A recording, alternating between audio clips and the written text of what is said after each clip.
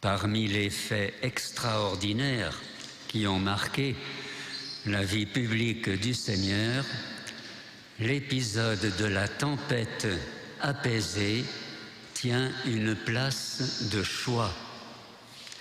Ce miracle frappe notre imagination et nous fait regretter de ne pas pouvoir commander nous-mêmes aux éléments.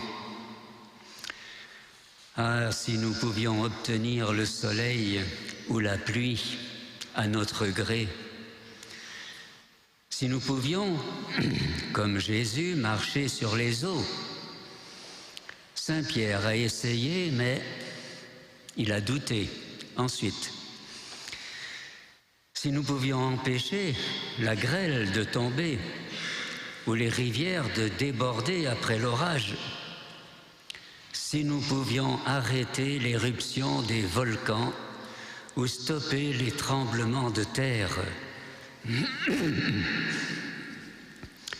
Jésus nous rappelle aujourd'hui que lui seul est maître de la nature et que lui seul peut, s'il le veut, modifier le cours des lois de la création. De nos jours, l'homme a fait de grands progrès dans la connaissance et l'utilisation des lois inscrites dans la création. Il y a des domaines où la puissance des machines inventées par l'homme est devenue phénoménale.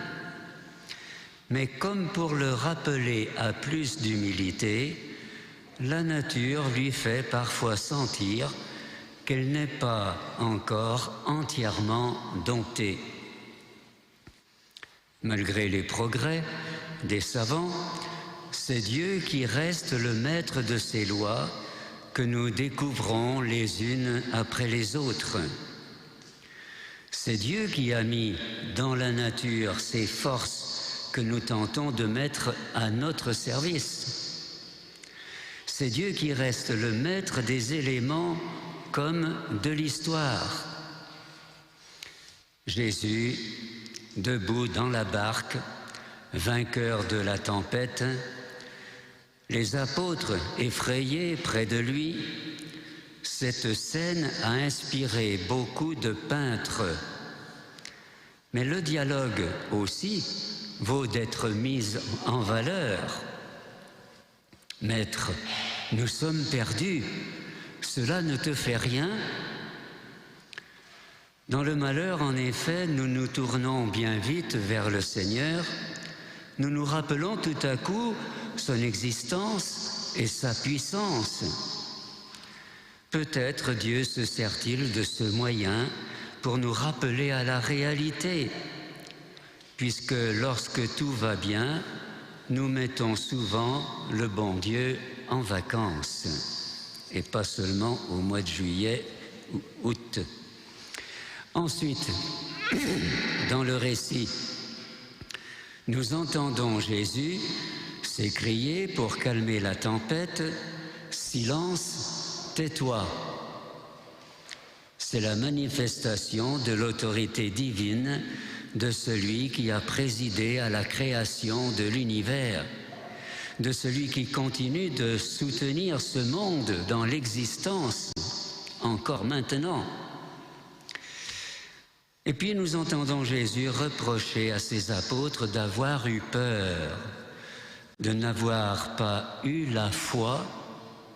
Et ces paroles s'adressent aussi à nous aujourd'hui. Lorsqu'on a vraiment confiance en quelqu'un, on n'hésite pas à l'accompagner, même s'il y a des risques. Avec quelqu'un qui nous inspire confiance, on n'a pas peur d'affronter les dangers. Prenons un exemple très ordinaire. Lorsqu'on n'a pas confiance dans un conducteur en voiture, on est crispé à côté de lui, même s'il conduit raisonnablement. Et si par malheur il accélère, s'il s'énerve et prend des risques, alors le voyage perd tous ses charmes. Tandis que si notre conducteur est calme et expérimenté, notre esprit est en repos, car nous avons confiance en lui, même s'il va plus vite. Il reste malgré tout évident que nos craintes reviendraient si notre bon conducteur s'assoupissait aux commandes comme Jésus sur le coussin dans la barque. Mais Jésus n'était pas aux commandes de la barque, il était aux commandes de l'univers. L'homme en lui sommeillait, mais le Dieu était en train d'éprouver la solidité de la foi des apôtres. Le résultat de ce test a d'ailleurs été décevant pour le Seigneur. Et malheureusement, il aura d'autres occasions d'être déçu par la suite. Notre foi au Christ est liée à sa toute-puissance. C'est parce qu'il est tout-puissant que nous avons confiance en lui. C'est aussi parce qu'il nous aime. Notre attitude face à la manifestation de cette puissance ne doit pas, comme les disciples le font, se réduire à une crainte révérentielle, à la manière de ceux qui tremblent quand un orage éclate. Ça pourra arriver aujourd'hui ou demain. À la manière de ceux qui redoutent de voir le ciel leur tomber sur la tête, comme qui vous savez. Si la puissance du Seigneur n'engendre en nous qu'une soumission d'esclaves apeurés, le but est manqué. Dieu a, pour ainsi dire, gaspillé des forces pour rien.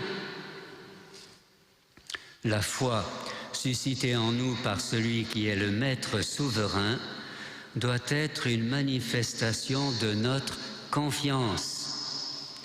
Certes, nous pouvons craindre Dieu, nous pouvons redouter de l'offenser, mais n'oublions pas que ce Dieu a voulu être appelé Père.